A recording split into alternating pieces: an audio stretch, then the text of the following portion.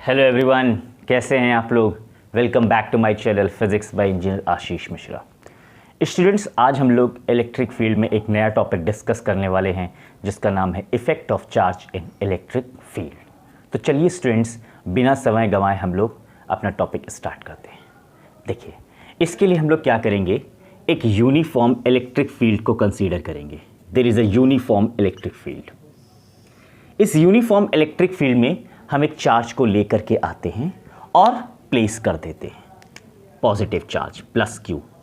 ठीक है, जैसे ही हम इस चार्ज को इलेक्ट्रिक फील्ड में प्लेस करते हैं तो ये इलेक्ट्रिक फील्ड इस चार्ज पर फोर्स लगाएगी। ठीक है, फोर्स लगाएगी तो ये चार्ज चलना स्टार्ट हो जाएगा। किसी बॉडी पर फोर्स लगेगा तो ऑब्वियस सी बात है, वो बॉडी चलना स्टार्ट हो जाएगी। तो ये चार्ज कहाँ चलेगा, किधर जाएगा? along to the direction of electric field। ध्यान रखना, अगर हम पॉजिटिव चार्ज कंसीडर कर रहे हैं तो ये पॉजिटिव चार्ज इलेक्ट्रिक फील्ड की डायरेक्शन में ही चलना स्टार्ट हो जाएगा। क्यों? क्योंकि इलेक्ट्रिक फील्ड इस पर एक फोर्स लगा रही है। वो फोर्स कितना होता है, मैग्नीट्यूड हम सब जानते हैं, हमने डिस्कस कर चुके हैं, F is equal to Q E. ये हम पढ़ चुके हैं ऑलरेडी अपने इलेक्ट्रिक फील्ड के टॉपिक में। ठीक है, सिमिलरली अगर इस इलेक्ट्रिक फील्ड में हम नेगेटिव चार्ज को लेकर के आते हैं माइनस क्यू, तब भी फोर्स लगेगा इस नेगेटिव चार्ज पर, और ये फोर्स लगने के कारण ये चार्ज चलेगा। लेकिन कहां चलेगा, किस डायरेक्शन में जाएगा? Opposite to the direction of electric field.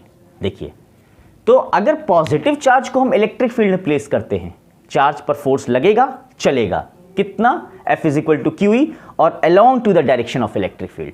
अगर नेगेटिव चार्ज को प्लेस करते हैं, चार्ज तब भी चलेगा लेकिन opposite to the direction of electric field. तो ये कॉन्सेप्ट आपको अभी याद रखना है। क्यों? क्योंकि अभी जो कुछ हम क्वेश्चंस कराने वाले हैं इस पर डिपेंड, उस पर ये सारे कॉन्सेप्ट यूज होने वाले हैं। फोर्स कितना, F is equal to Q E, magnitude. ठीक है, तो आई होप ये चीज आप समझ पा रहे होंगे। तो चलिए, अब हम लोग जो भी टॉपिक्स पढ़ेंगे वो क्वेश्चन को लगाएंगे और उससे हम लोग समझते चले जाएंगे। ठीक है, तो पहला है इसी से related question, find the ratio velocity of charge in electric field. ठीक है, मैं रफ कर रहा हूं इसको। आज का पहला question, find the ratio of charge, find the ratio of velocity of charge, velocity of charge in electric field. ठीक है, चलिए कैसे करेंगे देखिए। यहां पर अगर आप लोगों को आता है तो ट्राई करिए, नहीं तो देखिए। इसके लिए हमें एक इलेक्ट्रिक फील्ड कंसीडर करनी पड़ेगी, तो कर लेते हैं। There is a uniform electric field. ध्यान से देखिए, लेक्चर बने रहिए स्टूडेंट्स, बहुत अच्छी चीजें बताऊंगा आज, बहुत अच्छी चीजें बताने वाला हूं। ठीक है, इस इलेक्ट्रिक फील्ड में हमने एक चार्ज को लिया, मान लीजिए प्लस चार्ज। प्लस चार्ज मतलब प्लस ई। ठीक है, तो पॉजिटिव चार्ज है तो पॉजिटिव चार्ज पर फोर्स लगेगा along the direction of electric field. लगा फोर्स। ठीक है, कितना फोर्स लगता है, F is equal to Q E. इस फोर्स लगने की वजह से इस चार्ज में क्या आ जाएगा, एक्सेलरेशन। देखिए, किसी बॉडी पर फोर्स लगा दें हम तो फोर्स क्या करेगा, उस बॉडी को एक्सेलरेट कर देगा। तो वो एक्सेलरेशन हम कैसे कैलकुलेट करेंगे, according to Newton second law. हम लोगों ने क्लास 11th में पढ़ा हुआ है, क्लास 11th में क्या 9th में भी पढ़ा हुआ है, Newton second law. Newton second law के according F is equal to हमारा क्या होता है, ma। ये सब जानते हैं हम लोग। इस फॉर्मूले से हम लोग एक्सेलरेशन को कैलकुलेट कर सकते हैं कि चार्ज ने कितना एक्सेलरेशन किया इलेक्ट्रिक फील्ड में। So A is equal to F upon m। Now this F is equal to what, Q E upon m। ये एक्सेलरेशन हमने कैलकुलेट कर लिया। ठीक है, हमें लेकिन निकालना क्या है, रेशियो निकालना है, ratio of velocity of charge. तो इसके लिए हम क्या करेंगे, मोशन की इक्वेशन का सहारा लेंगे। मोशंस की इक्वेशन हमारी क्या होती है, पहली मोशन की इक्वेशन, फर्स्ट इक्वेशन क्या होती है, v is equal to U plus A T. ठीक है, अब यहां पर velocity of positive charge u, initial velocity कितनी, 0। मैंने क्या कहा कि इस चार्ज को सिंपली हम लेकर के आ रहे हैं और छोड़ दे रहे हैं, हमने कोई इसको वेलोसिटी नहीं दी, इस पर तो इलेक्ट्रिक फील्ड ने फोर्स लगा दिया। तो अगर कोई वेलोसिटी दी नहीं तो इनिशियल वेलोसिटी बच्चा क्या हो जाएगी, 0। और ए तो हम ऑलरेडी कैलकुलेट कर चुके हैं, कितना है, क्यू ई अपॉन m, तो मास of the positive charge into t। तो Vp कैलकुलेट हो गया, वेलोसिटी ऑफ पॉजिटिव चार्ज। इसी तरह से सिमिलरली हम लोग इलेक्ट्रॉन के लिए कैलकुलेट कर लेंगे, कितना आ जाएगा, QE upon ME into T. ठीक है, रेशियो निकालना है हमको, तो Vp अपॉन VE डिवाइड कर दीजिए। तो मैं यहां पर लिख रहा हूं Vp अपॉन VE, कितना आएगा ये, QE by MP into T upon QE upon mass of the electron into T. Cancellations करिए तो रिजल्ट हमारा आएगा Vp upon EVE is equal to ME upon MP। ये रेशियो हमारा कैलकुलेट होकर के आ गया। This result is very important for the board exam point of view. Okay, मतलब ये क्या बता रहा है, ये बता रहा है कि जो वेलोसिटीज हैं चार्जेस की, वो डिपेंड किस पर करती हैं, मास पर, चार्जेस के मास पर। देखिए पॉजिटिव चार्ज का मास इलेक्ट्रॉन से ज़्यादा होता है, ठीक है, तो अगर पॉजिटिव चार्ज का मास ज़्यादा है तो उसकी वेलोसिटी कम होगी, अगर इलेक्ट्रॉन का मास कम है तो उसकी वेलोसिटी ज़्यादा होगी। ऑब्वियस सी बात है, अगर मैं एक फैटी पर्सन को बोलूँ तुम भागो, तो वो नहीं भाग पाएगा, इतनी तेज नहीं भाग पाएगा जितना हमारा लाइट वेट आदमी तेजी से भाग जाएगा, है कि नहीं। तो ये वेलोसिटी जो है वो किस पर डिपेंड है, चार्जेस के मास पर। हमको ये क्वेश्चन इससे पता चला ये चीज़, ठीक है। तो चलिए अब हम लोग नेक्स्ट क्वेश्चन को करते हैं। नेक्स्ट क्वेश्चन ये है, find the time period of a simple pendulum when it's placed in uniform electric field. Question ये कहा गया है कि अगर एक सिंपल पेंडुलम को हम लोग इलेक्ट्रिक फील्ड में प्लेस कर देंगे तो उसका टाइम पीरियड कितना होगा। देखिए क्लास 11th में हम लोगों ने टाइम पीरियड कैलकुलेट किया हुआ है सिंपल पेंडुलम का, t is equal to 2 pi under root में L अपॉन G। लेकिन वो क्या था बेटा, ग्रेविटी में प्लेस था, ग्रेविटी में था। लेकिन अब इसी सिंपल पेंडुलम को हम लोग इलेक्ट्रिक फील्ड में प्लेस कर रहे हैं। तो अगर हम इस सिंपल पेंडुलम को इलेक्ट्रिक फील्ड में प्लेस कर रहे हैं तब टाइम पीरियड कितना होगा। तो चलिए देखते हैं कितना होगा। पहले क्वेश्चन लिख देता हूं मैं, find the time period of simple pendulum, find the time period of simple pendulum when it is placed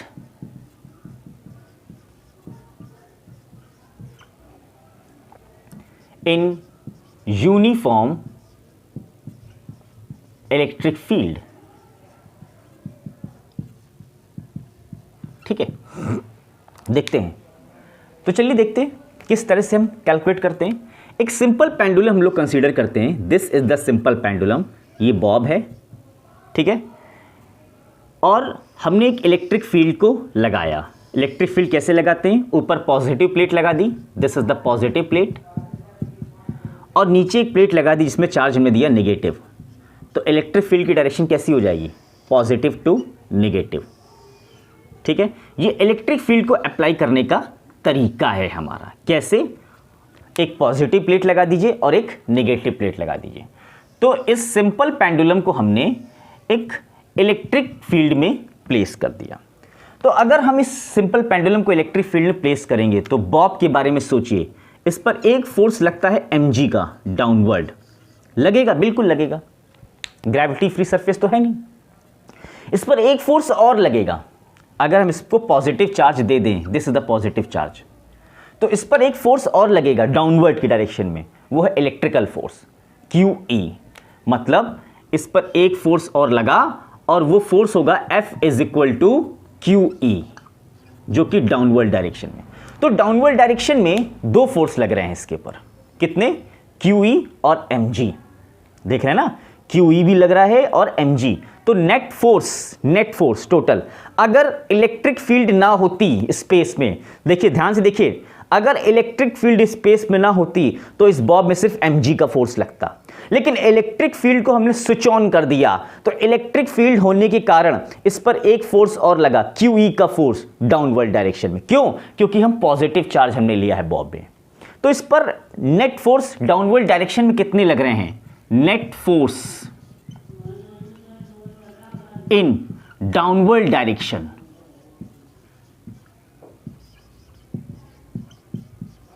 कितना लगा, F net Q E plus M G, इतना फोर्स लगा। अगर एम जी कब लगता, जब ग्रेविटी ना होती। अब यहां पर इलेक्ट्रिक फील्ड भी है और एम जी, तो दो दो फोर्स लग रहे हैं। अब इसको हम ए से डिवाइड कर दें, सॉरी मास से डिवाइड कर दें एफ अपॉन एम, तो क्या निकल आएगा, एक्सेलरेशन निकल आएगा। हमको जी इफेक्टिव ही तो निकालना है, क्या निकालना है, जी इफेक्टिव, कि मतलब अब इस पर नेट एक्सेलरेशन डाउनवर्ड डायरेक्शन में कितना लगेगा। तो इसको हम m से डिवाइड कर दें, simple, Q E upon M और एम जी अपॉन एम। तो ये देखिए m से m क्या हो गया यहाँ पर, कैंसिल, और ये g इफेक्टिव लिख देते हैं। f अपॉन m क्या होता है, a ही तो होता है बेटा, इसको g कर दीजिए, तो इसको लेंगे हम g इफेक्टिव। तो g इफेक्टिव हो जाएगा Q E upon M plus g। तो आप देख रहे हैं हमने यहाँ पर g इफेक्टिव क्लियर कैलकुलेट किया हुआ है, ठीक है। अकेला होता तो सिर्फ क्या लगता है, g acceleration due to gravity, लेकिन इलेक्ट्रिकल फील्ड भी है, इलेक्ट्रिक फील्ड भी है, तो इसमें क्यू ई अपॉन एम एक और ऐड हो जाएगा a, ठीक है। तो यहां पर सिंपल पेंडुलम का टाइम पीरियड का फॉर्मूला होता है t is equal to 2 pi under root में l अपॉन जी। ध्यान से देखिएगा, अब यहां पर t is equal to 2 pi, l तो वही रहेगा, और g हमें क्या लेना है, g इफेक्टिव लेना है। तो g इफेक्टिव कितना है, Q E upon M plus G. This is the time period of the simple pendulum when this pendulum is placed in where, electric field. तो ध्यान रखिएगा, जब भी हम पेंडुलम की बात करेंगे तो पेंडुलम में हम लोग जी इफेक्टिव कैलकुलेट करेंगे। जी यहां पर क्या है, एक्सेलरेशन ड्यू टू ग्रेविटी। मैं चीजों को इसलिए बार बार रिपीट करता हूं जिससे आप लोग को चीजें अच्छे से आ जाए, ठीक है। अब मान लीजिए कि इलेक्ट्रिक फील्ड को मैं चेंज कर दूं, डाउनवर्ड डायरेक्शन में ना लेकर के इस डायरेक्शन में ले लो। ये डायरेक्शन क्या है, राइट हैंड साइड की डायरेक्शन ले लो। तब वहां पर हम टाइम पीरियड कैसे निकालेंगे, तो वो भी केस देख ही लीजिए। मैं इसको रफ कर रहा हूं, आई थिंक आपको समझ में आ गया होगा, ठीक है। यस, मान लीजिए अब इलेक्ट्रिक फील्ड की डायरेक्शन हमने ये कंसीडर की है, ये देखिए इस तरह से, this is the direction of electric field. देख पा रहे हैं आप लोग, हाँ। अब इलेक्ट्रिक फील्ड की डायरेक्शन में हमने यहां पर एक, उसकी डायरेक्शन में एक सिंपल पेंडुलम को प्लेस कर दिया। ये बॉब है, इसको हम बोलेंगे बॉब। बॉब को पॉजिटिव चार्ज दिया हुआ है। तो देखिए अब इस बॉब पर फोर्स लगेगा, इलेक्ट्रिक फील्ड की वजह से तो फोर्स लगेगा।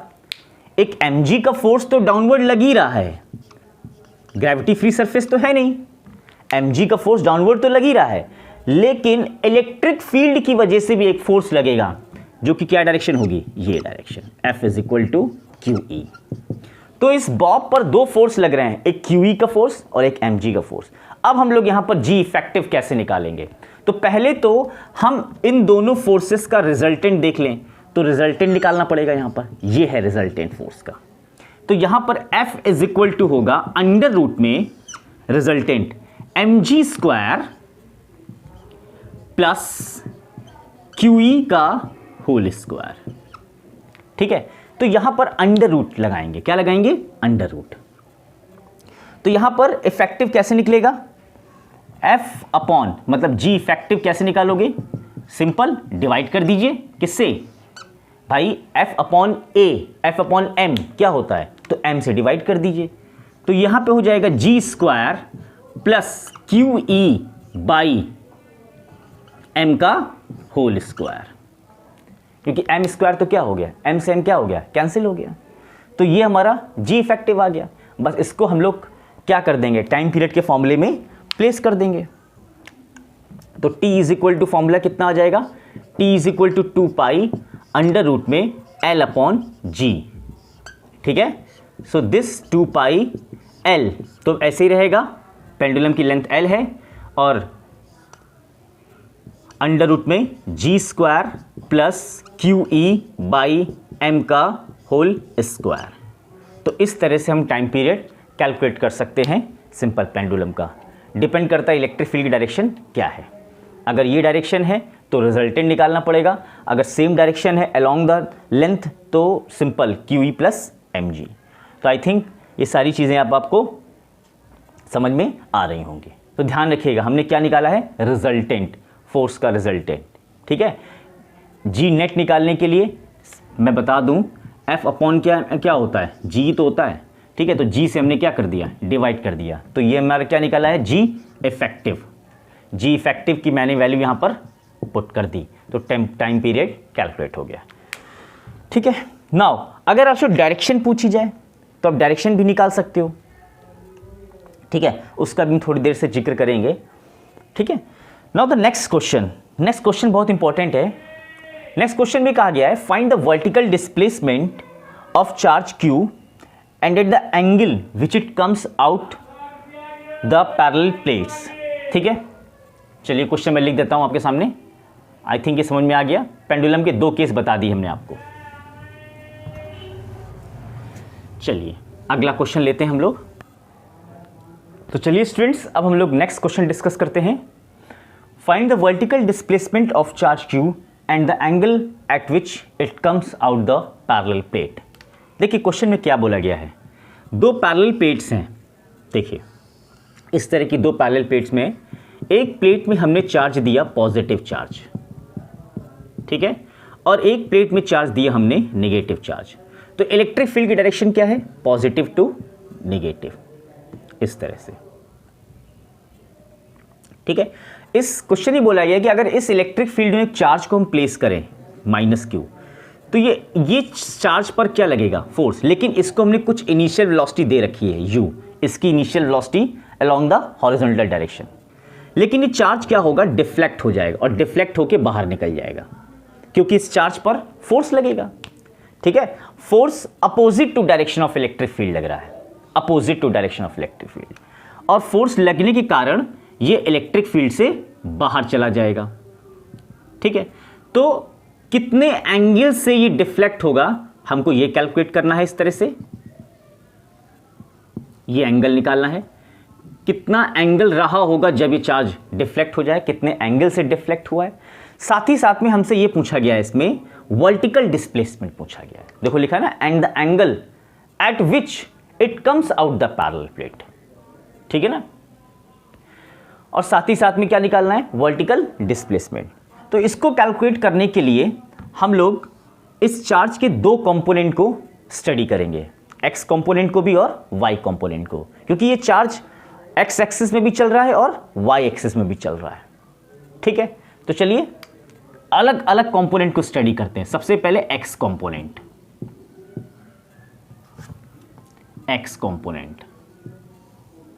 ठीक है, यहां पर इक्वेशन लगाएंगे, मोशन की second equation s is equal to ut plus half at²। देखिए यहां पर कुछ चीजें हमें कुछ गिवन है क्वेश्चन में, ये हमको x दी हुई है, प्लेट की लेंथ x। ठीक है, तो ये देख लेते हैं, s की जगह हम लिख देंगे x, इनिशियल वेलोसिटी है u, टाइम है t, और एक्सेलरेशन कितना होगा, 0। क्यों, क्योंकि x डायरेक्शन में कोई फोर्स लग ही नहीं रहा है। There is no force along the x direction. If there is no force along the x direction, the acceleration is what, 0। तो ये 0 हो जाएगा। x इज इक्वल टू क्या बचेगा, ut, then time is equal to t is equal to x upon u। ठीक है, now the y component. y component में देखिए मोशन की second equation s is equal to ut plus half at²। ठीक है, यहां पर इसको आप मान लीजिए y, ये चीज, तो ये y ले लिया, तो y is equal to u। बताइए initial velocity along the y direction कुछ नहीं है, 0। देखिए x एक्सिस में हमने वेलोसिटी दी है, हमने चार्ज को इस तरह से फेंका, इस तरह से, तो x डायरेक्शन में u है, बट चार्ज डिफ्लेक्ट किधर हो रहा है, direction of electric field, opposite to direction of electric field. तो अगर चार्ज इलेक्ट्रिक फील्ड की डायरेक्शन में डिफ्लेक्ट हो रहा है, इलेक्ट्रिक फील्ड के अपोजिट डायरेक्शन, देखिए इलेक्ट्रिक फील्ड डायरेक्शन क्या है, positive to negative, but this charge is deflect opposite to direction of electric field, तो ऑब्वियस सी बात है नेगेटिव चार्ज होगा, ठीक है। तो इस पर एक्सेलरेशन कौन लगा रहा है, फोर्स कौन लगा रहा है, इलेक्ट्रिक फील्ड। तो फोर्स लगने के कारण इस चार्ज में क्या आ गया, एक्सेलरेशन। किधर है एक्सेलरेशन, वाई डायरेक्शन में, एक्स डायरेक्शन में तो नहीं है ना। तो इसीलिए y इज इक्वल टू इसका ये वाला component 0 plus half AT square. A कितना होगा यहां पर सब जानते हैं, QE अपॉन M, ठीक है।